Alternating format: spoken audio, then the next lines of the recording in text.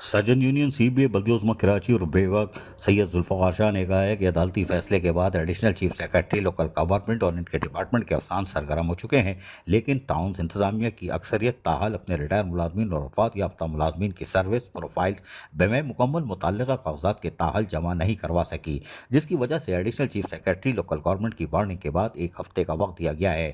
اس کے بعد کیسز جمع نہ کروانے والے ٹاؤنز کے خلاف سخت کارروائی عمل میں لائی جائے گی۔ اس سلسلے میں انہوں نے میونسپل کمشنر صدر ٹاؤن نور حسن جوکیو اور لیاری ٹاؤن کے میونسپل کمشنر حماد ارنی خان سے ملاقات کر کے ان سے پینشن کیسز پر پیش رفت سے آگاہی حاصل کی اور اس سلسلے میں ہونے والے پیش رفت پر اطمینان کا اظہار بھی کر دیا۔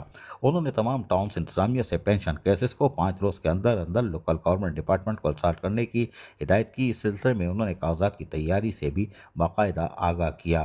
عزیز عارف، KBS بلدیاتی نیوز کراچی۔ ایسی ہی خوبصورت ویڈیوز فیوچر میں حاصل کرنے کے لیے ریڈ بٹن پر کلک کر کے اور بیل آئیکن کو پریس کر کے ہم سب کے سبسکرائبر بننا مت بھولیے۔